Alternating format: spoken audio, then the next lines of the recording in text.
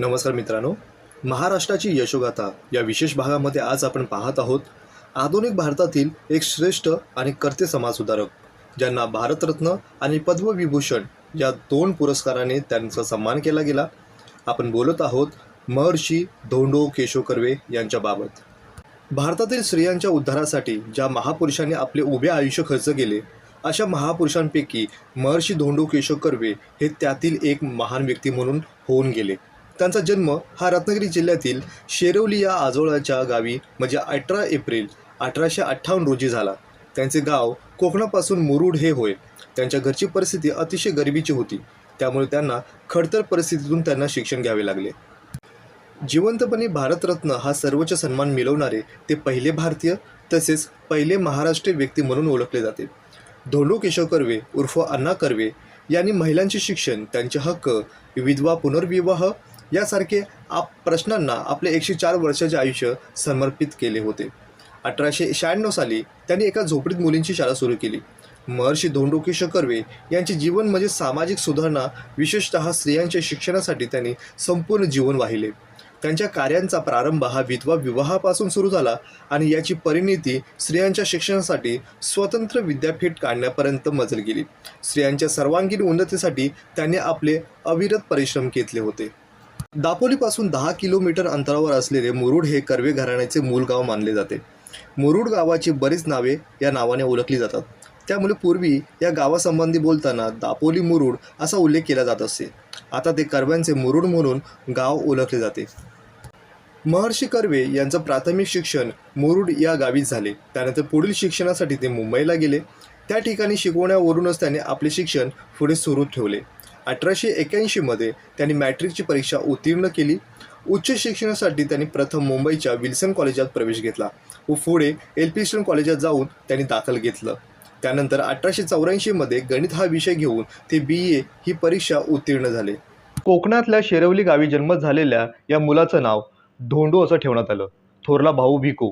आधीची 3 भावंड अल्पवयातच गेली, त्यामुळे केशवराव कर्वे यांनी आपल्या मुलांची नावं भिकू आणि धोंडू अशीच ठेवली. केशवरावांचे सारे केशवपंत असे म्हणत होते. पत्नी लक्ष्मीबाई यांचं माहेर शेरवली परांजपे. यांचं घराण्यातले रॅग्युलर रपू परांजपे पुढे प्रख्यात गणिती आणि शिक्षणतज्ज्ञ म्हणून ओळखले जाते. कर्वे यांचं घराण्यातलं मूळ गाव हे मुरुड असलं तरी हे मुरुड गाव निसर्गरम्य परिसर, विशाल समुद्रकाठ, नारळी पोकळीच्या बागा आणि कोकणातल्या धुवांधार पावसाची खालच्या मानेनं सामना करणारी उतरत्या छपराची टुमदार अशी घरं असलेले हे मुरुड गाव म्हणून प्रसिद्ध आहे. भिकू आणि धोंडू यांचं बालपण या मुरुड गावातच व्यक्त गेलं आणि ते पूर्णपणे उद्यासही येतं. महर्षी कर्वे यांचं बालपणीची जडणघडण मुरुडमध्ये झाली. घरची परिस्थिती तेव्हा त्यांची बेताची होती. भिकू, धोंडू आणि बहीण अंबा या भावंडांचा सांभाळ आई लक्ष्मीबाई आणि कोंड्यांच्या मांडा करून करीत होत्या. धोंडोपंतांचे पंजोबा रघुनाथ भट कर्वे आणि त्यांचे बंधू केशव भट कर्वे यांनी पेशवाईंच्या काळामध्ये दुकानदारीमध्ये चांगली कमाई केलेली होती. खुद्द पेशवेच त्यांचे ग्राहक होते. या दोघा भावांनी मुरुडला बरीच जमीन खरेदी केली होती. एक प्रशस्त वाडाही बांधला होता. त्या काळी 6,500 रुपये खर्च करून गावासाठी एक तळ त्यांनी बांधलं होतं. दुर्गादेवीचं मंदिरही बांधलं. केशवपंतांच्या बालपणापर्यंत कर्वे घराण्याची सुस्थिती व्यवस्थित होती, पण पुढं उतरती करायला लागली आणि केशवपंत कर्वे यांनी आपल्या गावच्या शेजारीच कोरेगावला बर्वे कुटुंबाच्या जहागिरीचे व्यवस्थापन म्हणून नोकरी पत्करली. काटकसरीने राहून त्यांनी आणि लक्ष्मीबाईंनी संसाराचा गाडा पुढे रेटला होता. कुणापुढेही हात पसरले नव्हते आणि स्वाभिमानानं ते जगू लागले होते. मुरुडमध्ये त्यावेळी 2 शाळा होत्या. एक सरकारी शाळा होती आणि दुसरी शेणवी पंतोजींची खाजगी शाळा होती. धोंडूंचे सुरुवातीचे शिक्षण या पंतोजीच्या शाळेमध्येच झाले. त्यावेळी आतासारखे कागद, वह्या लेखणीसाठी मिळत नसे. धूलपाटीवर लिहावे लागत असे. दर रविवारी या पाट्या माजवायच्या. म्हणजे काय करायचं तर पाटी स्वच्छ धुवून ओल्या मातीचा किंवा खडूचा पातळ लेप लावायचा आणि तो वाळल्यावर गिरवून लिहायचं. सुमारे 6 महिने या शाळेमध्ये धोंडो केशव कर्वे हे शिकले. त्याही वयात खणखणीत आवाज भूपाळ्या म्हणून धोंडूंनी आपले स्वच्छ आणि वाणींचा अनुभव मुरुडकरांनाही दिला. गणित आणि मोडी अक्षर यावर त्यांचा भर असे. गणित हा विषय कर्वे यांचा आवडता विषय असला तरी 4थीच्या परीक्षेमध्ये ते नापास झाले होते. त्यावेळी अण्णांचं वय हे 11 वर्ष होतं. योगायोग असा की त्यानंतर ही परीक्षाच बंद झाली. त्याऐवजी 6वीच्या इयत्तेमध्ये परीक्षा सुरू करण्यात आली होती. क्रमिक पुस्तके बदलण्यात आली होती. अण्णांची उमेद ही खचली होती, पण ती निराश झाली नाहीत. प्रयत्न सोडायचे नाहीत असे त्यांनी जीवाशी ठाम निर्णयच केला होता. गणिताचे प्राध्यापक या नात्याने कर्वे पुण्यात आले होते, परंतु मूळची समाजसेविकेची भूमिका त्यांना स्वस्थ बसू देत नव्हती. महाविद्यालयीन अभ्यासक्रमातील गणिताबरोबरच अण्णा समाजसेवेची अनेक गणिते मांडत होते आणि ते सोडवत होते. एक महत्त्वाची गोष्ट म्हणजे की त्यांना नुसती गणितं ही दुसऱ्याला शिकवायला आवडत नव्हती, तर ती स्वतः ती गणितं सोडवण्यात त्यांना जास्त रस होता. यातलं एक महत्त्वाचं गणित अण्णांनी सोडवलं ते म्हणजे प्रयत्नपूर्वक सोडवलं गेलं ते म्हणजे पुनर्विवाहाचं गणित. कर्वे यांचे जिवलग मित्र नरहरपंत जोशी यांची बहीण गोंदूबाई ही अकाली विधवा झाली होती. तिला भावानं मुंबईला नेलं होतं. ती रमाबाईंच्या शारदा सदनामध्ये राहू लागली होती. शारदा सदन पुण्याला आलं होतं. गोंदूबाईंच्या वडिलांनीच कर्वे यांना गोंदूबाईबद्दल विचारलं. 11 मार्च 1893 रोजी कर्वे यांनी गोंदूबाईंशी विवाह केला. इथपासून त्या आनंदीबाई कर्वे या नावानं ओळखल्या जाऊ लागल्या. एके विधवेशी विवाह करणं हे धाडसी पाऊल असलं तरी कर्वेंना त्यावेळी समाजानं अनेक धक्के दिले. त्याबद्दल त्यांना बरेच त्रास सहन करावा लागला होता. कर्वेंनी पुनर्विवाह केला हे एक धाडसी पाऊल असलं तरी स्वतः अण्णा हे अविचल होते. या विवाहाची चर्चा त्या कालच्या वृत्तपत्रातून भरपूर झलकली. काही पत्रांनी अभिनंदनही केलं, काहींनी टीका केली, पण बऱ्याच वृत्तपत्रांनी निषेध असा केला की काहींची भाषा फारच कठोर होती. पण अण्णा शांतपणे ते पचवत होते. विवाहानंतर अण्णा नेहमीप्रमाणे एकदा आनंदीबाई सोबत मुरुडला गेले होते. मुरुडला वेगळाच त्यांना अनुभव आला.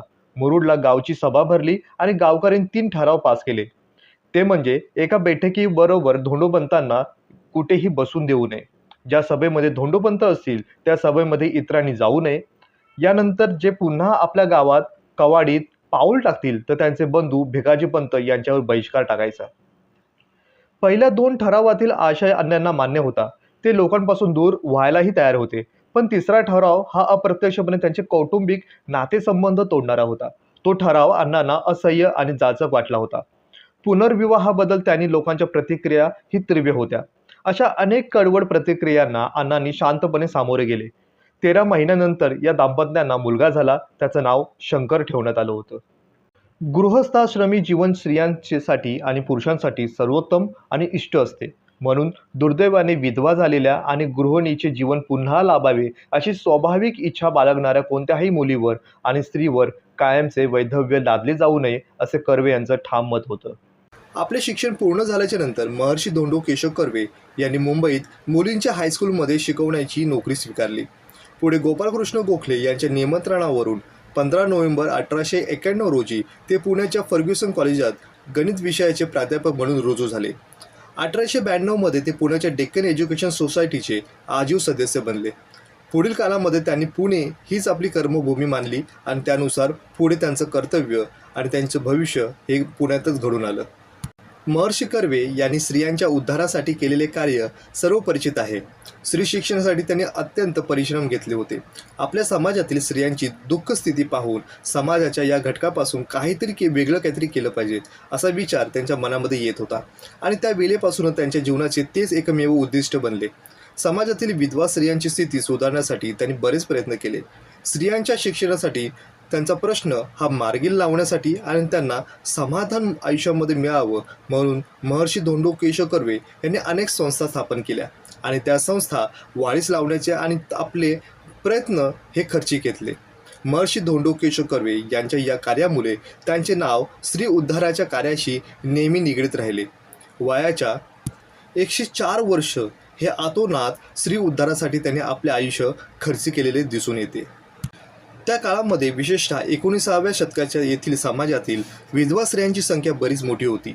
बालविवाहाची असलेली प्रथा आणि बालमृत्यूचे मोठे प्रमाण ही त्यांची मुख्य कारणं होती. या दुर्दैवी स्त्रियांची स्थिती अतिशय दयनीय बनली होती. समाजात तर त्यांना काही स्थानच नव्हते, पण अशा घरची माणसे देखील त्यांना अत्यंत वाईट वागणूक देत असत. संसार म्हणजे काय याची पुरती जाणीव ही सुद्धा त्या मुलींना नव्हती आणि अशातच त्यांचा बालविवाह केला जात असे आणि कालांतराने काही मुलींना बालविवाहानंतर विधवा जीवन जगावं लागत असे. समाजातील विधवा स्त्रियांचे दुःख दूर करणे हे काळाची गरज आहे असे धोंडो केशव कर्वे यांना वाटू लागले. त्यासाठी त्यांनी विधवा विवाहाचा आग्रहाने पुरस्कार केला.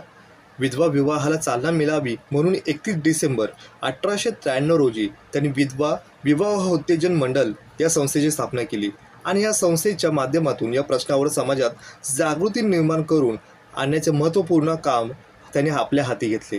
कालांतराने 20 ऑगस्ट 1895 रोजी या संस्थेचा विधवा विवाह उत्तेजन मंडळ या नावात बदल करण्यात येऊन विधवा विवाह प्रतिबंध निवारण मंडळ असे हे नामांतर करण्यात आले. कर्वे यांनी विधवा विवाहाचा पुरस्कार पण केला आणि स्वतःच्या उदाहरणातून आदर्श समाजाला एक संदेशही दिला. ते 15 वर्षाचे असताना त्यांचा प्रथम विवाह झाला होता, पण त्यांची प्रथम पत्नी वयाच्या 31व्या वर्षी मृत्यू पावली. त्या वेळेच्या प्रथेनुसार त्या वयामध्ये त्यांना एखादी कुमारिकेशीही विवाह करता आला असता, पण कर्व्यांनी विधवाच्या समस्या सोडवण्यासाठी त्याची तळमळ त्यांच्या अंतःकरणातूनच होती. आपल्या मताशी ते प्रामाणिक आणि एकनिष्ठ होते. म्हणूनच दुसऱ्या विवाहाचा विचार करण्याचा प्रसंग जेव्हा त्यांच्यावर आला तेव्हा एका विधवेशी विवाह करण्याचे ध्येय त्यांनी प्रकट केले आणि शेवटी 19 मार्च 1893 रोजी त्यांनी मनोरमा आणि बालकृष्ण या जोशी दाम्पत्याच्या गोंदूताई नावाच्या विधवा कन्येशी विवाह केला. पंडिता रमाबाईंच्या शारदा सदनमधील ही पहिली विधवा विद्यार्थिनी म्हणून पुढे प्रसिद्धीस आल्या. त्यांचं नाव आनंदीबाई होते. त्यांना लोक प्रेमाने बाया कर्वे सुद्धा म्हणतात. या विवाहामुळे कर्व्यांच्या समाजाकडून खूपच त्यांना त्रास झाला.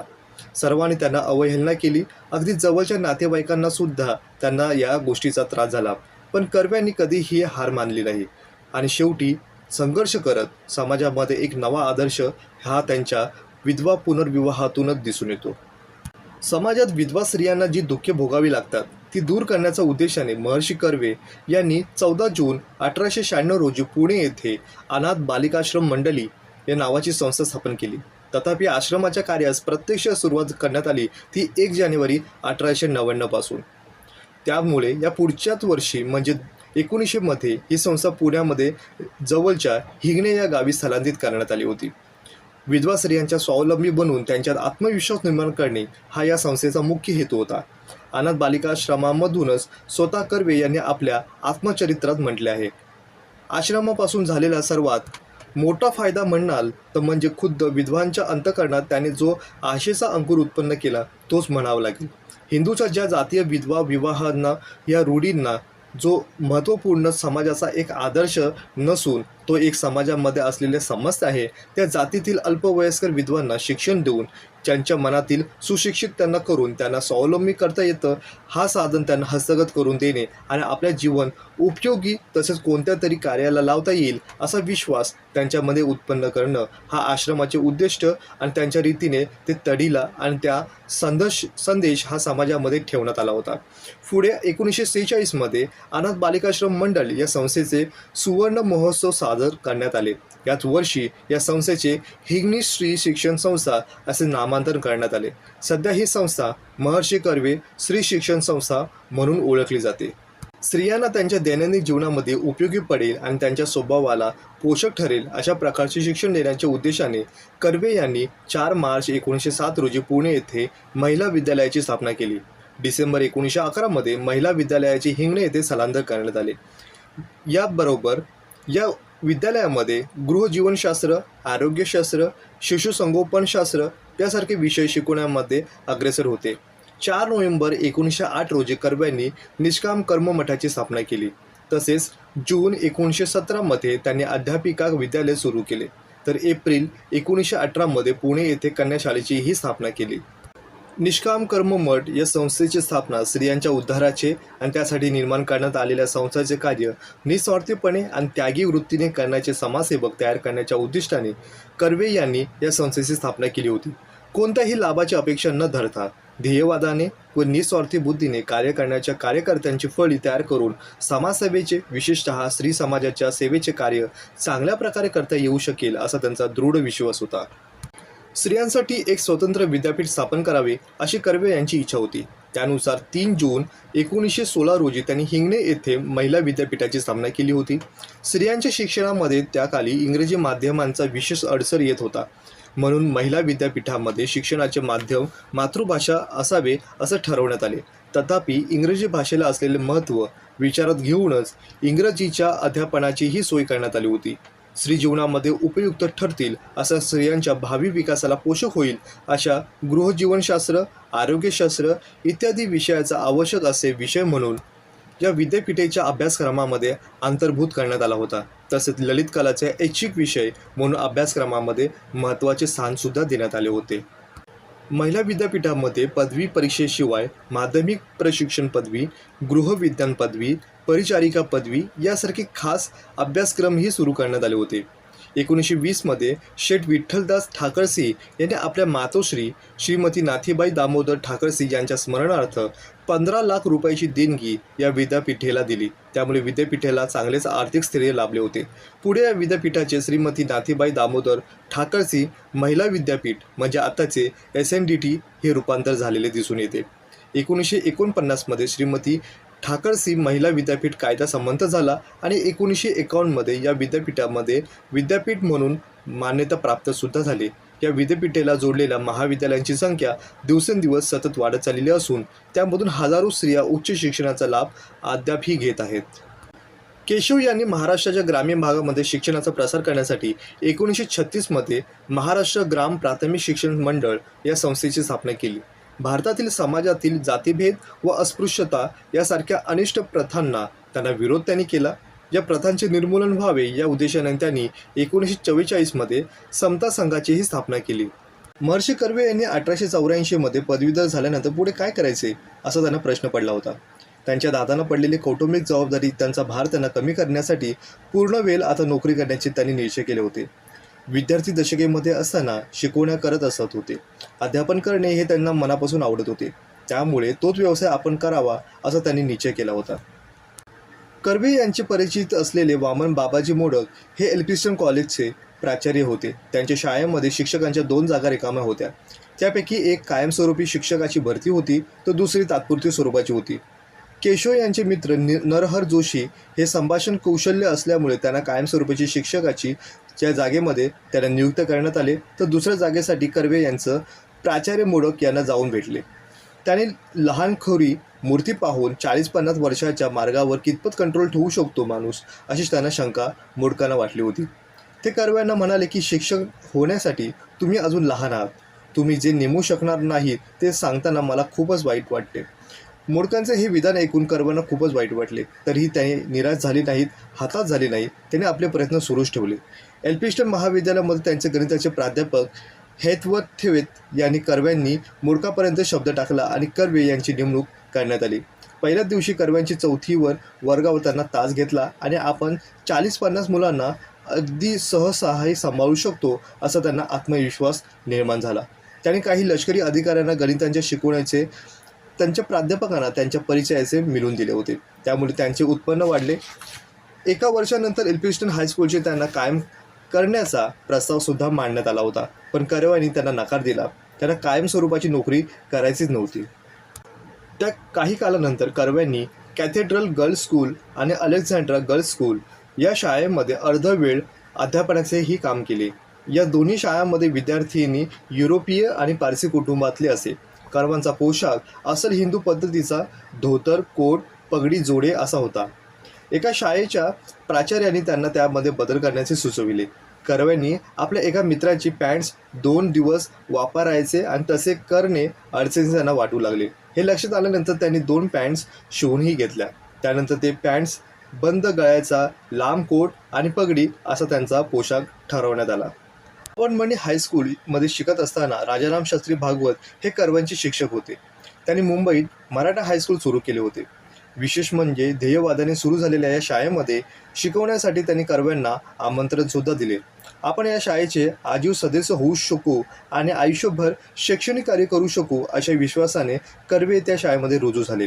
शाळेतील नोकरीप्रमाणेच ते खाजगी शिकवणीमध्येही महत्त्वपूर्ण आपली भूमिका बजावत होते. त्यामुळे मुरुडला आई व दादा यांना पैसे पाठवता येईल, या संसाराचा खर्चही ते भागवता येईल असा त्यांचा ठाम निर्णय झाला होता. त्या काळातील प्रथेनुसार विद्यार्थी दशकेत असताना 15व्या वर्षी त्यांचा विवाह झाला होता. शिक्षणासाठी ते मुंबईला आल्यानंतर पत्नी मुरुडलाच ठेवले होते. त्यांनी पदवीधर होण्याच्या अगोदरच ते 24 वर्षाचे असताना 1883मध्ये त्यांचा मुलाचा जन्म झाला, म्हणजे रघुनाथ नाथांचा जन्म झाला होता. परंतु जागेअभावी पत्नी आणि मुलगा मुरुडलाच ते राहत असते.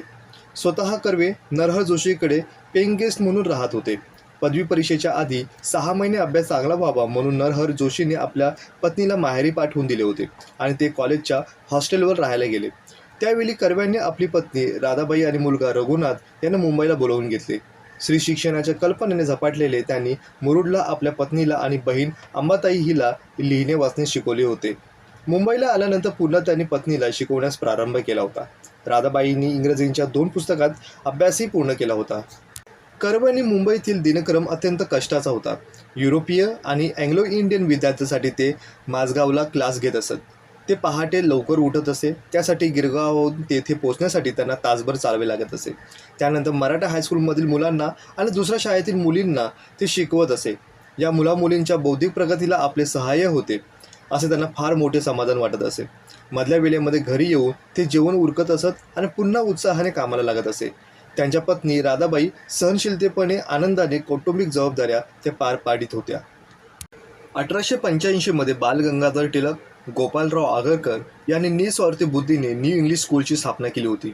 डेक्कन एज्युकेशन सोसायटी आणि फर्ग्युसन महाविद्यालय यांची स्थापना झाली होती. संस्थेची आजीवन सेवा करू अशा इच्छिणाऱ्या सोसायटीचे आजीव सदस्य करून घेतले होते. 1891 मध्ये सहकाऱ्यांनी आणि विशेषतः आगरकरांशी मतभेद झाल्यामुळे टिळकांनी हे कॉलेज सोडले. त्यांनी राजीनामा दिल्यामुळे गोखल्यांनी आपल्या गणित या विषयाबरोबरच इंग्रजी विषयही शिकवावा लागत असे. या विषयाच्या अध्यापनासाठी आवश्यक ते वाचन करावं लागत असे. पुरेसा वेळ मिळेना म्हणून त्यांनी गणितासाठी प्राध्यापकाची गरज होती. कर्व्यांनी गणितावरील प्रभुत्व त्यांना माहीतच असल्यामुळे त्यांनी पत्र पाठवले आणि फर्ग्युसन कॉलेजमध्ये प्राध्यापक म्हणून रुजू होण्याचे आमंत्रण त्यांनी दिले. हा कर्व्यांना यथाकथित सन्मानही होता. परंतु कर्व्यांना वाटले की आपण फक्त BA झालेलो आहोत.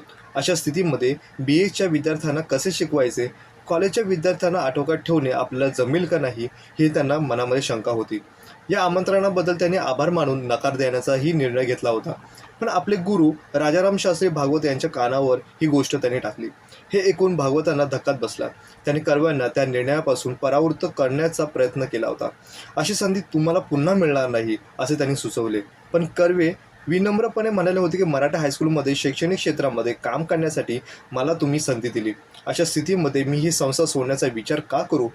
त्यावेळी राजाराम शास्त्री भागवत म्हणाले की फर्ग्युसन कॉलेजच्या आज तुम्हाला गरज आहे आणि तेथील लोकांना तुम्ही उत्तम शिकवाल. तुमच्या या अशा आकांक्षांना तेथे वाव मिळेल. मी तुमच्या कल्याणासाठी मोठे प्रयत्नही देत आहे. तसे नसते तर तुमच्यासारखा हुशार आणि ध्येयवादी युवकाला मी माझ्या संस्थेतून कसे जाऊन देईल. महाविद्यालयामध्ये तुमच्या हुशारीचे खरे चीज होईल असे मला वाटते. अशा त्यांच्या प्राध्यापकांनी त्यांचं कौतुक केलं. महर्षी कर्वे यांनी भागवतांचा सल्ला ऐकला आणि 15 नोव्हेंबर 1891 मध्ये ते फर्ग्युसन कॉलेजामध्ये गणिताचे प्राध्यापक म्हणून रुजू झाले. उमेदवारीचा 2 वर्ष पूर्ण होण्याच्या आतच त्यांना डेक्कन एज्युकेशन सोसायटीचे आजीव सदस्य मिळवले. नंतर 23 वर्ष त्यांनी सेवा केल्यानंतर 1914 मध्ये ते सेवानिवृत्त झाले. मुंबईत असताना त्यांनी कॉलेजच्या विद्यार्थ्यांना शिकवण्यामध्ये घेत असे. रघुनाथराव परांजपे इंग्लंडहून रेग्युलर होऊन परत येईपर्यंत गणिताचे प्राध्यापक म्हणून फर्ग्युसन कॉलेजामध्ये रुजू होईपर्यंत प्राध्यापक कर्वे हे गणित शिकवणारे तेथील एकमेव प्राध्यापक होते. रेग्युलर परांजपे परत आल्यानंतर त्यांनी काही काळ न्यू इंग्लिश स्कूलमध्ये गणित शिकवू लागले आणि काही वर्ष फक्त शाळेमध्ये गणित ते शिकवत होते. कर्वे जेव्हा पुण्याला आले तेव्हा ते विदुर होते. पुन्हा विवाह करायचा तो एखाद्या विद्वेषीच का करू नये असा विचार त्यांच्या मनामध्ये वारंवार डोकावत होता. अण्णा 10-12 वर्षाचे असताना मुरुडच्या वेणूबाई नावाच्या विधवा मुलीने पुनर्विवाह केला होता आणि बराच काळ त्यासंबंधी चर्चा त्यांनी ऐकली होती. शाळेतील त्यांचे शिक्षक सोमन गुरुजी आणि त्यांचे स्नेही बाल हे नेहमी विधवा विवाहासंबंधी चर्चा करत असत. विष्णुशास्त्री पंडित यांचे त्या संदर्भातील इंदुप्रकाश पत्रातील लेखक वाचक असत. त्यातून त्यांचे विचार हे पुरोगामी झाले होते. आसपासच्या विधवा स्त्रियांचे हालाकीचे जीवन ते पाहतच होते. खुद्द त्यांची आई पती निधनानंतर सोवली झालेली त्यांनी पाहिली होती. त्यांचे जिवलग मित्र नरहर जोशी यांच्या 3 बहिणी बालवयातच विधवा झाल्या होत्या. त्यापैकी थोरलीने अक्काने केशवपनही केले होते. त्यानंतर ते स्वतःला एका लहानशा अंधार कोठीमध्ये कोंडून घेत होते. तिला आपल्या एकुलत्या एका मुलीची बाळीशी सतत चिंता वाटत असे.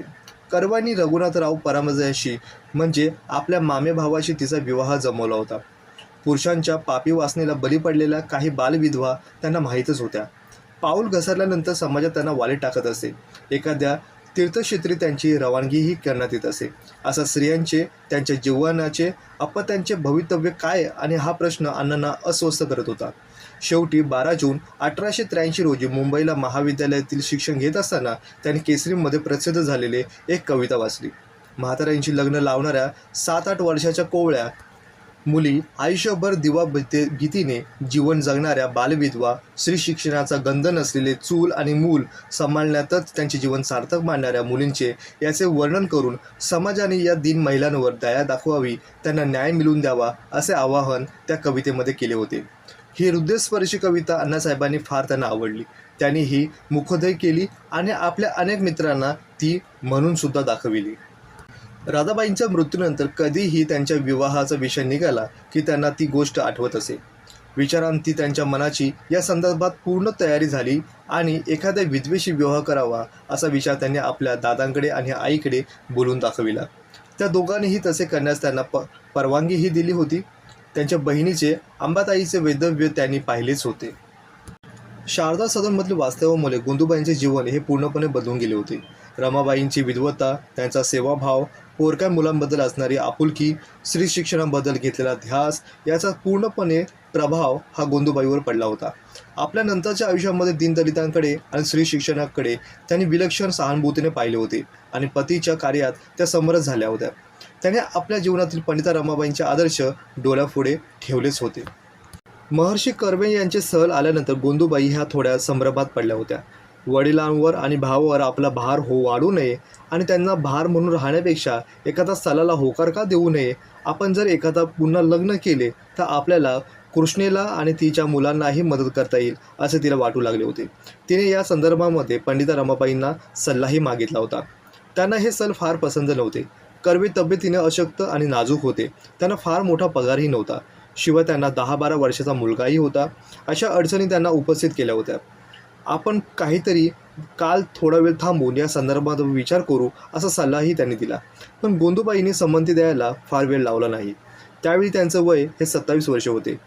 यापुढे ते शिक्षण घेऊन पुढे नोकरी लागण्यास सारी अवघड गोष्ट होती. म्हणून त्यांनी त्यांच्या वडिलांना सूचना दिली आणि 11 मार्च 1893 रोजी त्यांचा विवाह हा महर्षी कर्वे यांच्यासोबत झाला. कर्वे यांनी स्त्री शिक्षणाबद्दल आग्रही होते. भारतीय संस्कृती पुरुषप्रधान आहे, तेथे स्त्रियाला कायम नेहमीच दुय्यम स्थान दिले जाते. ही परिस्थिती बदलण्याबाबत असेल तर स्त्रीने स्वावलंबी व्हायला हवे, आपल्या पायावर उभे राहायला हवे असे त्यांना नेहमी वाटत असे.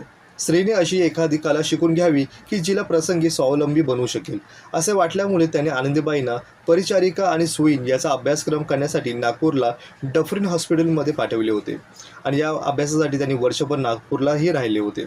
एका विधवेशी पुनर्विवाह केला म्हणजे आपले कार्य संपले असे त्यांना कधीही वाटले नाही. भारतीय संस्कृतीचा आणि सामाजिक चालीरीतीचा विचार करताना त्यांना असेही जाणवले की आपल्या समाजामध्ये स्त्रियांवर फार मोठे अन्याय घडत आहे. त्याच प्रकारे भारतीय संस्कृती प्रत्यक्षात मात्र स्त्रियांना देवीचा दर्जा न देता दासीच मानते. बालविवाह, जरटकुमारी विवाह, बिजोड विवाह या चालीरीतीमुळे समाजातील विधवांची संख्या बरीच होती. या विधवेचा अधिकारच फक्त अन्नवस्त्रापुरताच मर्यादित मानला जात असल्यामुळे तिला दिरादशा किंवा भावाच्या आश्रयाखाली आपले उभे आयुष्य कंठावे लागत असे. स्त्रियांना शिक्षणासाठी संधी उपलब्ध नव्हतीच. स्त्रीने शिक्षण घेतले तर तिचा पती अल्पायुषी ठरेल आणि आपली अपत्यहीन आपली परिस्थिती राहील असे मानले जात होते. स्त्रिया जर शिकल्या तर अक्षरे आल्या बनवून पुरुषांच्या ताटात येतात आणि त्यांना अन्न जात नाही म्हणून स्त्रियांच्या शिकवण्याचे नाही. स्त्रियांना शिकवले तर बिघडतील. स्त्रीचा मेंदू पुरुषांच्या मेंदूपेक्षा लहान असतो म्हणून स्त्रीला शिक्षण झेपणार नाही असे अनेक गैरसमज त्या काळात समाजामध्ये प्रसूत केले गेले होते. विधवा विवाहाच्या कार्याला लोकांनी सहानुभूती आणि पाठिंबा मिळावा या हेतूने अण्णासाहेब कर्वे महाविद्यालयीन सुट्टीच्या काळामध्ये ठिकठिकाणी दौरे करत असे. प्रत्येक ठिकाणी ते गावातील प्रतिष्ठित व्यक्तींच्या भेटीगाठी घेत असे. त्यांच्या सहाय्याने सार्वजनिक सभा आयोजित केले जात असे आणि भाषण करत असताना नंतर ते घरोघर हिंडून फंड गोळा करत असे. 1894 साली पंढरपूर, सोलापूर येथे सभा घेऊन मद्रासात ते गेले होते. परतीच्या प्रवासामध्ये त्यांनी हुबळी, बेळगाव या शहरांना भेटसुद्धा दिल्या. 1895 सालात त्यांनी 2 दौरे केले. या दौऱ्यांसाठी कमीत कमी खर्च यावा म्हणून ते प्रयत्नशील असत. 1895 प्राध्यापक कर्वे यांच्या सूचनेवरून संस्थेचे विधवा विवाह संघ हे नाव बदलून विधवा विवाह प्रतिबंध निवारण मंडळी असे ठेवण्यात आले. या नव्या नावामुळे लोकांची सहानुभूती मिळवणे सोपे जाईल असे त्यांचे मत होते. बऱ्याच लोकांना तुमच्या विधवा विवाहाला विरोध आहे का या प्रश्नाचे नेमके उत्तर काय देत नसते आणि किंवा विधवांना देखील तुम्हाला पुन्हा विवाह करावे असे का वाटत नाही याचे उत्तर देता येत नसे. ही परिस्थिती पाहून विधवांना शिक्षण देण्याचा कार्यक्रम हाती घ्यावा. विधवा सुशिक्षित झाल्या तर त्यांची मते हे पुनर्विवाहाला अनुकूलच होतील असे कर्वे यांना वाटू लागले होते. विधवा विवाह होतेजन मंडळ हे नावसुद्धा त्यांना आक्षेपार्ह वाटले असल्यामुळे त्यांनी त्यात बदल करून विधवा विवाह प्रतिबंध निवारण मंडळ असे ठेवले. समाजाच्या प्रतिक्रियेचा अंदाज घेऊन त्यांनी आपले धोरण ठरवित असत. पुनर्विवाहाच्या मुलींशी लग्न कोण करणार अशी शंका काही लोकांच्या मनात येत होती. त्यासाठी त्यांनी पुनर्विवाहाच्या मुलामुलींसाठी 1894मध्ये एक बोर्डिंग सुरू केले, पण ते चालवणे सोपे नव्हते. हे लक्षात आल्यानंतर 1.5 वर्षांनी ते बंदही झाले. पुनर्विवाहाच्या मुलांना ती संस्था नंतरच्या काळामध्ये मदत करत राहिली आणि अण्णासाहेब कर्व्यांच्या विधवा विवाहासंबंधी जे भाषणे दिली त्यामध्ये व्यक्तिस्वातंत्र्य आणि स्त्री पुरुषांना लागणारे त्यांचे नीतीचे दुप्पटी नियम यावर भर दिला. मात्र समाजाला आपल्या कार्यासाठी अनुकूल असे करून घेण्यासाठी आवश्यक बुद्धिवादी आणि भूमिकेचा त्यांनीही आग्रह धरला. विधवा विवाह हा धर्माशी निगडीत असलेला प्रश्न आहे. लोकांच्या धर्मविषयक कल्पनाबद्दल सुधारणा घडवून आणणे हे तितकंच कठीण काम आहे. हे घडून येण्यासाठी बराच काळ जावा लागणारा होता. त्यापेक्षा सुरुवातीस विधवांना शिक्षण देणे हे तितकंच सोपं आणि सुकर असा मार्ग त्यांनी निश्चय केला. आणि त्याचमुळे 1856मध्ये पुनर्विवाहाचा कायदा पास झाला होताच तेव्हा विधवा विवाह प्रतिबंध निवारण मंडळी हे हेतू सफल झाल्याने कर्व्यांनी आपले लक्ष विधवांच्या शिक्षणाकडे केंद्रित केले. कोणत्याही संस्थेला जर श्रेय लावायचे असेल तर त्या सातत्याने परिश्रम करावे लागेल. संस्थेच्या प्रगतीसाठी निष्ठेने कार्य करणाऱ्या चांगल्या कार्यकर्त्याचीही गरज असते याची अण्णासाहेबांना चांगलीच कल्पना आली होती. त्या दृष्टीने त्यांना शिक्षण, प्रसार, वैद्यकीय मदत इत्यादी क्षेत्रामध्ये काम करणारे ख्रिस्ती मिशनरी आदर्श वाटत असे. जनसेवा हीच ईश्वर सेवा मानून शिक्षण क्षेत्रातील लोकांची निष्ठेने कार्य करायला हवे असं त्यांचं मत होतं. आयुष्यभर निस्वार्थीपणाने कार्य करणाऱ्या कार्यकर्त्यांची एक संघटना उभी करावी हे त्यांचे स्वप्न होते. डेक्कन एज्युकेशन सोसायटीच्या आजीव सदस्य असल्यामुळे आपल्याला कोणतीही प्रतिष्ठा मिळाली, आपल्या कार्यामध्ये यश मिळाले ह्याची जाण त्यांना होती. आपण या संस्थेसाठी फार काही करू शकलो नाही असे त्यांना वाटत असे. म्हणून त्यांनी न्यू इंग्लिश स्कूलच्या माजी विद्यार्थ्यांचा संघ स्थापन केला. माजी विद्यार्थ्यांची दरवर्षी आपले 1 महिन्याला उत्पन्न न्यू इंग्लिश स्कूल असोसिएशनला द्यावे असे त्यांनी आवाहन केले. स्वतः त्यांनी निधीला भरघोस मदत केली. 1914मध्ये ते निवृत्त झाले तेव्हा त्यांनी 3,000 रुपये निधीला दिले आणि निधीचे सर्व कागदपत्र सोसायटीच्या चिटणीसांच्या स्वाधीन केले. 20 वर्षापेक्षा अधिक काळ त्यांनी न्यू इंग्लिश स्कूल आणि फर्ग्युसन कॉलेजमध्ये अध्यापनाचे कार्य केले.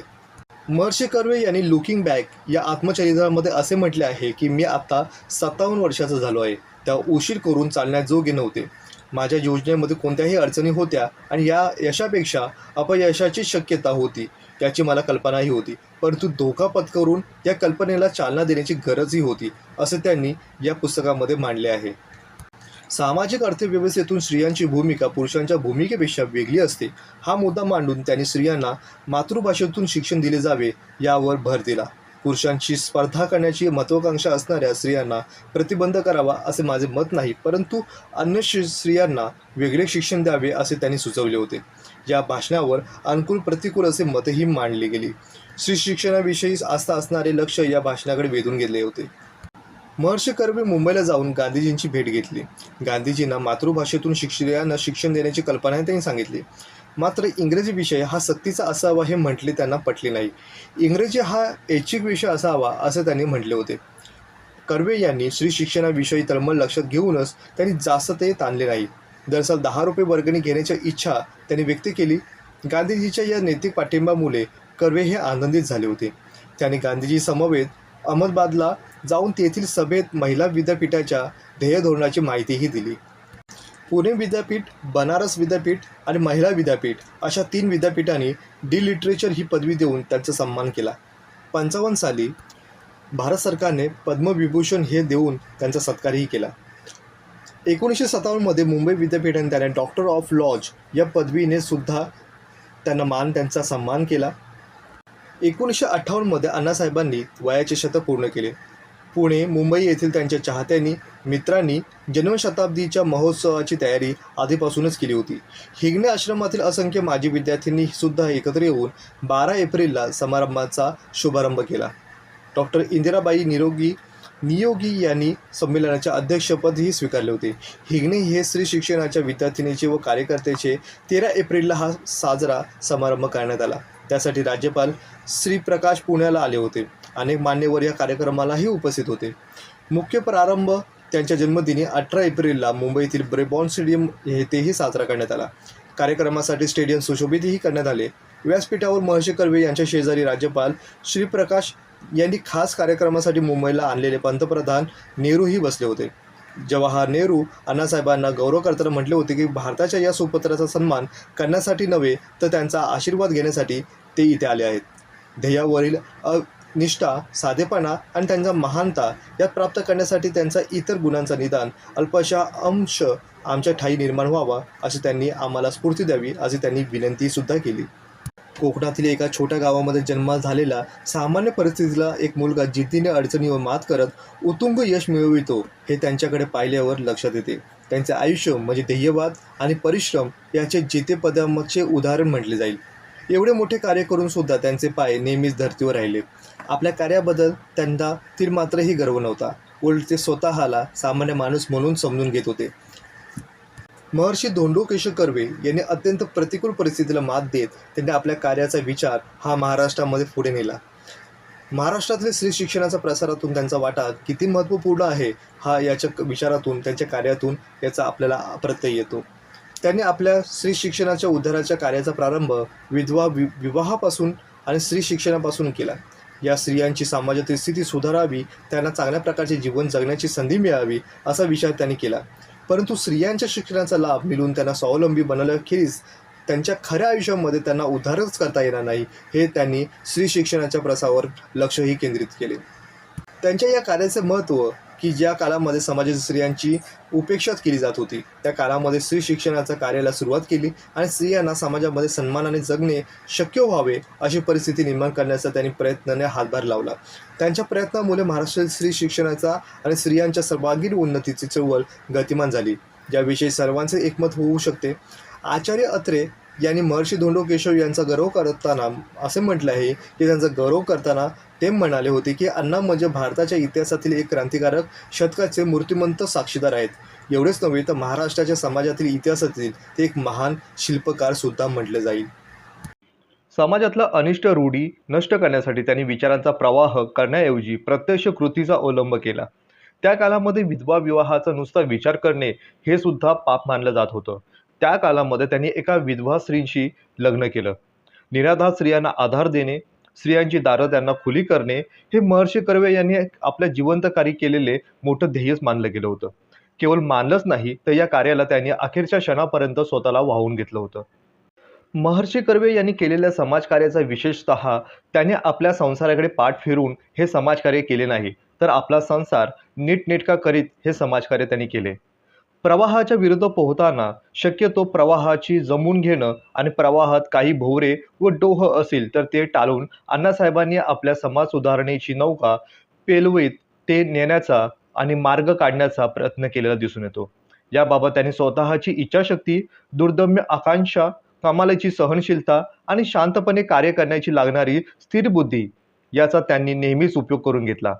आक्रमक नसून हे सक्रिय आणि सफल समाज सुधारक होता येतं हे त्यांचं मूर्तिमंत उदाहरण आपल्यास मिळते. महर्षी कर्वे हे उत्तम वक्ते नव्हते, पण त्यांच्या भाषणामध्ये तळमळ इतकी होती की या विचारानेच लोक भारावून जात होते. स्वतः विधवा विवाह करणे आणि पुढे विधवा विवाहाचा पुरस्कार करणे यामुळे कर्वे केवळ स्वकीयांचाच नव्हे तर अनेक परिचितांचा रोषासही पात्र ठरले होते. आप्तजनही त्यांचे दुरावले होते. उपेक्षा झाली होती. जन्मदात्या आईच्या मनातही पुत्राच्या या कृत्याबद्दल नाराजी होती. पण ध्येयपथावरील व्यक्तींच्या दृढ निश्चय वादलावरतीही ढळत नाही तसे अण्णाच होते. कालांतराने वातावरण निवळत गेले पण त्यासाठी वर्षानुवर्षे सतत कार्य करीत राहावे लागले होते. धर्मकल्पनातून निर्माण झालेल्या रूढीची मुले इतकी खोलवर रुजलेली असतात की ती सहजासहजी नष्ट होऊ शकत नाही. यासाठी प्रयत्नाचे सातत्य आवश्यक असते. धर्मकल्पनाच्या जोखडातून समाजाला मुक्त करायचे असेल तर आणखी भरीव अशी कामाची गरज आहे आणि ती लागेलच असे कर्वे यांना वाटत होते. पंडिता रमाबाई आणि त्यांचे शारदा सदन याबद्दल कर्वे यांना नेहमीच आदर होता. शारदा सदनातील 12 विद्यार्थिनी ख्रिश्चन धर्म स्वीकारल्याची वार्ता आली आणि शारदा सदन व्यवस्थेतील लोकांची नाराजी व्यक्त झाली होती. कलकत्त्याजवळ बरागनगर येथील शशीपाद बॅनर्जी यांनी एक विधवाश्रम सुरू केले होते. अशा संस्थांची माहिती कर्वे यांना होतीच. अशा प्रकारच्या संस्थेमध्ये ज्या उणिवा आहेत त्या टाळून विधवा विवाह आणि विधवा शिक्षणासाठी एखादी संस्था सुरू करणे तितकीच आवश्यक आहे आणि ती समाजासाठी हितकर आहे हे कर्वे यांना वाटू लागले होते. हिंगणे येथे अनाथ बालिकाश्रमाच्या शेजारीच निवासाची सोय असलेली महिला विद्यालयाची नवी इमारत 1911 मध्ये बांधण्यात आली होती. कर्वे यांची मेहुणी पार्वतीबाई आठवले या कोकणात देवरुख येथे राहत होत्या. त्या कर्वे यांच्या कामामध्ये सहभागी झाल्या. त्यांचा मुलगा नाना याला चांगले शिक्षण मिळावे. अनाथ बालिकाश्रम सुरू करताना केवळ स्त्रियांचा उद्धार एवढेच मर्यादित उद्दिष्ट कर्वे यांच्या समोरच नव्हते, तर राष्ट्र उभारणीच्या कार्यामध्ये समाज सुधारणाच्या आपल्याही वाटा असाव्यात असे त्यांना वाटत होते. शिक्षण हे परिवर्तनाचे महत्त्वाचे साधन असते. एक पुरुष शिकला असता त्याला एक व्यक्ती शिकवते, पण एक स्त्री शिकली असती तर संपूर्ण कुटुंब ती शिकविते. या तत्वास अनुसरून कर्वे यांनी स्त्री शिक्षणाच्या कार्याकडे आपले लक्ष अधिकाधिक केंद्रित केलेले दिसून आले. महिलांसाठी स्वतंत्र अशी विद्यापीठ असणे का गरजेचे आहे ही कल्पनाच एक वेगळी होती. जपानमधील महिला विद्यापीठाच्या माहितीपत्रकाच्या वाचकाने या कल्पनेची बीजारोपण झाले. उच्च शिक्षणाबाबत समाजाच्या महिलांसंबंधित दृष्टिकोन हा एक तर प्रश्नच होताच, पण शिक्षणाच्या माध्यमातून प्रश्नही तितकाच महत्त्वाचा होता. मातृभाषेतून उच्च शिक्षणाची सोय करून देणे महिलांच्या दृष्टीने तितकंच हितकर होतं. याबाबत ही ठोस पावले उचलली जाणे आवश्यक आहे असे कर्वे यांना वाटू लागले. यासाठी महाराष्ट्र महिला विद्यापीठ स्थापन करणे हे कर्वे यांचे स्वप्न बनले. ते स्वप्न त्यांनी साकार केले, ते महिला विद्यापीठ संस्था स्थापन करूनच. महर्षी कर्वे हे पदवीने नंतर महर्षी झाले, पण कार्याच्या रूपाने ते सुरुवातीपासूनच महर्षी होते. ते महर्षीचं एक स्वप्न पाहिलं, ते स्वप्न सत्यात उतरवण्यासाठी त्यांनी अथक परिश्रमही केले. अनाथ बालिकांसाठी आणि विधवांच्या शिक्षणासाठी समाजात प्रतिष्ठा प्राप्त करून देण्याच्या रूपानं या स्वप्नाची सुरुवात झाली होती. सर्वसामान्य मुलींनाही शिक्षण मिळाले पाहिजे या उद्देशाने महिला विद्यालयाची स्थापना झाली. पण एवढ्यात ही स्वप्न मालिका थांबणार नव्हती.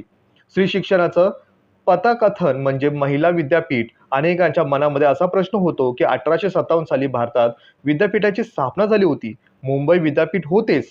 या विद्यापीठामध्ये स्त्रियांना उच्च शिक्षणासाठी मज्जाव होता असे नाही, पण कर्वे यांनी महिलांसाठी एक वेगळं विद्यापीठ असावं असं वाटू लागलं होतं. कारण की पूर्णपणे स्त्रिया हाच मुख्य त्या देशाचा आधार असतो. ह्या आधारावर त्या देशाची प्रगती निर्माण होऊ शकते आणि हा आधार जर आपण आणखी उत्तेजित केलं आणि मोठं त्याला बळ दिलं तर हा देश हा प्रगतीपथावर नक्की जाऊ शकतं असे कर्वे यांचं मत ठामपणे झालेलं दिसून येतं. निष्काम कर्ममठ या चळवळीमध्ये सहभागी असणारे महादेव गाडगीळ यांनी महिला विद्यापीठाच्या कार्यासाठी पहिली 10,000 रुपयाची देणगी देण्याचे ठरविले. महाराष्ट्र वुमन्स युनिव्हर्सिटी ही स्थापन होऊन तिचे पहिले कॉलेज हिंगणे येथे असावे असे गाडगीळ यांना त्यांची इच्छा त्यांनी व्यक्त केली. या सुमारास राष्ट्रीय सामाजिक परिषदेचे अधिवेशन मुंबईत भरले होते. परिषदेचे सरचिटणीस नारायण चंदावरकर होते. परिषदेचे अध्यक्ष म्हणून कर्वे यांनी निवड करण्यात आली त्यांची. राष्ट्रीय सामाजिक परिषदेचे अध्यक्ष या नात्याने कर्वे यांनी महिला शिक्षणासंबंधी आपले मूलभूत विचार अत्यंत तळमळीने मांडले. स्त्रियांच्या बाबतीत शिक्षणाची गरज, त्यांचे महत्त्व, नैतिक अधिष्ठान, संधी, अपेक्षा, व्यक्तिमत्व विकास, शिक्षणाच्या माध्यमातून अनेक मुद्द्यांना त्यांनी स्पर्श केला. स्त्री शिक्षणाविषयी आस्था असणाऱ्या मोठेच खाद्य पुरवले गेले. स्त्री शिक्षणाविषयी ज्यांची मते प्रतिकूल होती त्यांची मते काही प्रमाणात अनुकूल होण्याचा मार्गही खुला करण्यात आला होता. 70 ओलांडली, स्वप्न साकार झालं, कौटुंबिक जीवनही समाधानी होतं. एक पुत्र शंकरराव आफ्रिकेत स्थायिक झाले होते. सर्वात थोरले रघुनाथराव पॅरिस विद्यापीठातून गणिताची पदवी घेऊन मुंबईत विल्सन कॉलेजात नोकरी करीत होते. त्यांच्या संतती नियमन कार्याचा बराच बोलबाला झाला होता. दिनकरराव डेक्कन एज्युकेशन सोसायटीचे आजीव सदस्य बनले होते. भास्करराव हे पुत्र महिला श्रमाचे काम करू लागले होते. दिनकररावांच्या पत्नी इरावती यांनी महिला विद्यापीठाच्या रजिस्ट्रार म्हणून काम सुरू केले होते. भास्कररावांच्या पत्नी कावेरी याही संस्थेतच शिक्षिका म्हणून काम करू लागल्या होत्या. भारतातील विविध ठिकाणी अण्णांनी संस्था विकासासाठी प्रवास सुरू केला. ते आजही दर्यापार गेले होतेच.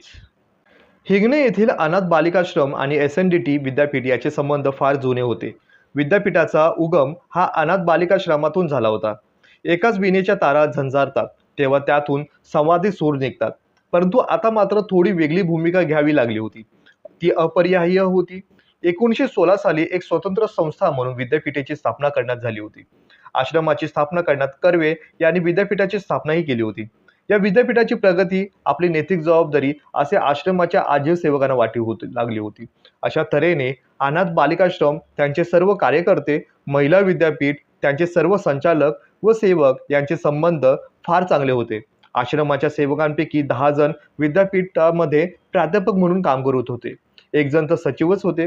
विद्यापीठाचे काम म्हणजे आश्रमाच्या कार्याच्या विस्ताराचा एक भाग असे समजून सर्वजण पुढाकाराने समन्वयाने काम करीत होते. शतायुषी असलेले अण्णासाहेब कर्वे हे खरोखर शतकाचे साक्षी होते. 18 एप्रिल 1858 रोजी जन्मलेल्या अण्णासाहेब 9 नोव्हेंबर 1962 रोजी अनंतात विलीन झाले. 104 वर्षाचे निरामय जीवन जगलेले कर्वे यांचे अवघे जीवन कृतिशील राहिले होते. अण्णासाहेबांनी 19व्या शतकातील 42 वर्षे पाहिली होती आणि 20व्या शतकातील 62 वर्ष तेही त्यांनी पाहिली. दोन्ही शतकातील आंदोलने, वैचारिक वादळे, संघर्ष, घटना, प्रसंग, समाजजीवन, राष्ट्रजीवन यांचे ते डोळस साक्षीदार होते. त्यांच्या कार्याची दखल समाजातील सामान्य व्यक्तीपासून गर्भश्रीमंत आणि संस्थानिक यांनीही घेतला. अण्णासाहेबांच्या 81व्या वाढदिवस सर्वत्र साजरा करण्यात आला होता. त्यांचे सत्कार करण्यात आले, पण फलटणचे राजे निंबाळकर यांनी त्यांचा भव्य सत्कार करून त्यांना दरमहा 600 रुपये निवृत्ती वेतन देण्याचे ठरवले. एखाद्या संस्थानिकाने शिक्षण कार्यास वाहून घेतलेल्या कार्यकर्त्यास अशा प्रकारची सेवानिवृत्ती वेतन देणं हे त्या काळची खरोखरच अद्भुत आणि एकमेव अशी घटना होती. महर्षी कर्वे यांनी जन्मशताब्दी देशभर उत्साहाने साजरी करण्यात आली. त्या घटनेचे अनेक प्रकारे महत्त्व पूर्ण सांगता येईल की स्वतः महर्षी कर्वे यांनी आपला 101वा वाढदिवस साजरा झालेला पाहण्यास मिळणं हा दुर्लभ योग होता. 100 वर्षाचा सलग कालखंड त्यांनी पाहिला होता. या दृष्टीने अण्णासाहेब कर्वे हे शतकाचे साक्षीदार होते. या 100 वर्षांमध्ये त्यांनी गरीब स्त्रिया, विधवा, अनाथ मुली आणि दीनदुबळ्यांविषयी अविरत कार्य त्यांनी केले.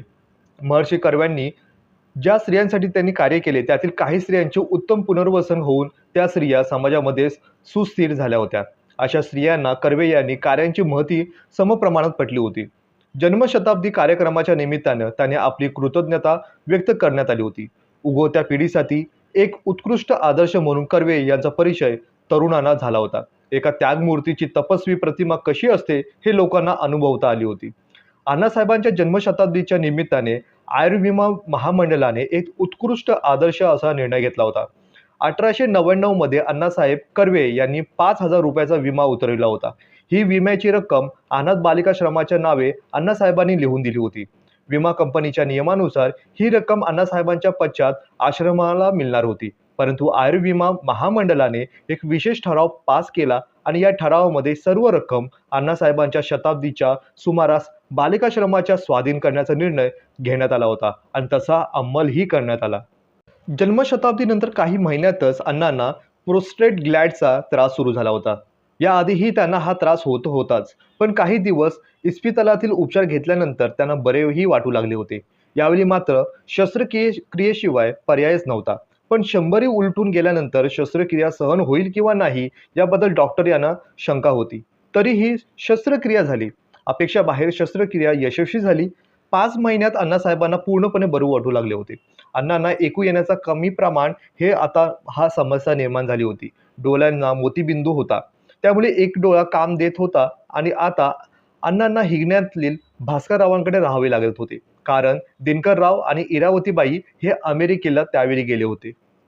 अखेरचा आजार मात्र जीवघेणा ठरला. 18 एप्रिल 1963 रोजी अण्णांनी 105वा वाढदिवस साजरा करणार होते. त्यांचा हा वाढदिवस मोठ्या थाटामाटामध्ये साजरा करण्याचे त्यांच्या सहकाऱ्यांनी आणि शिष्यांनी ठरवले होते. शतकोत्तर 4 वर्षे झाली होती. बुधवार दिनांक 7 नोव्हेंबर रोजी पोटात दुखू लागल्याची तक्रार त्यांच्याकडून झाली. धन्वंतरीचे डॉक्टर यशवंतराव फाटक यांनी औषध दिले. त्यांना गुणही वाटू लागले, पण ज्या प्रकारे ज्योत विस्ताना मोठी होत चालली जाते आणि तशीच प्रकृती ही अण्णांची झाली होती. त्यांची प्रकृती क्षीण होताना चालली होती. हालचाली मंदावल्या होत्या आणि शेवटी गुरुवारी 8 नोव्हेंबरला अण्णासाहेब हे निस्पत पडून होते. डॉक्टरांनी शर्थीचे प्रयत्न सुरू केले, पण शेवटी औषधांनाही प्रतिसाद देणं आता बंद झालं होतं. शुक्रवार दिनांक 9 नोव्हेंबर सूर्योदयाची वेळ. गणगोत जमले होते. आश्रमाची विद्यार्थिनी महिला हे सचित चिंतितकर होते. ज्या जागेमध्ये अनाथ बालिकाश्रमाची स्थापना करण्यात आली होती त्याच जागेमध्ये ह्या सूर्योदयाचा सूर्यास्तही झाला. शतकायुषी अण्णांनी शिक्षण संस्थांचा संसार उत्तम केला, पण स्वतःचा संसारही काटकसरीने आणि लक्षपूर्वक केला. 2 विवाह त्यांचे झाले. सर्व मुलांना त्यांनी उत्तम शिक्षण दिले.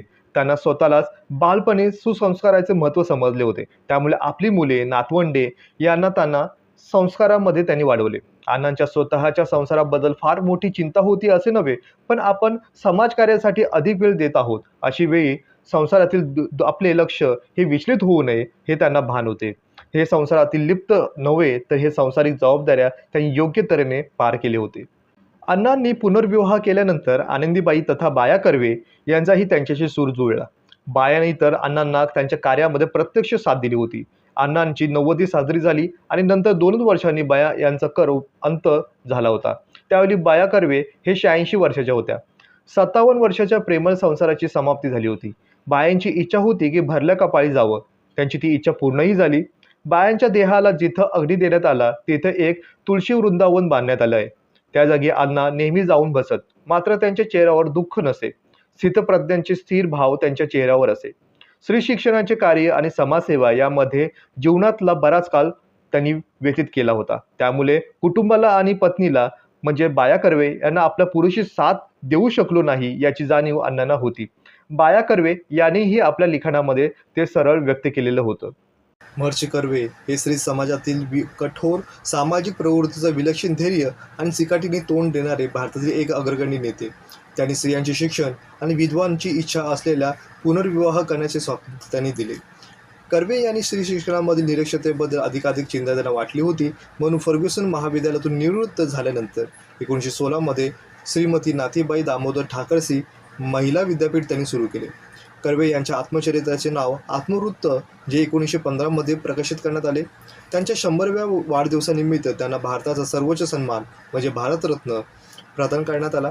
महर्षी, ज्याला भारतीय जनता अनेकदा कर्वे यांना नियुक्त करते, याचा अर्थ एक महान ऋषी असा होतो. कर्वे यांना ओळखण्यात जाणारे त्यांना अण्णा कर्वे सुद्धा म्हटले जाते.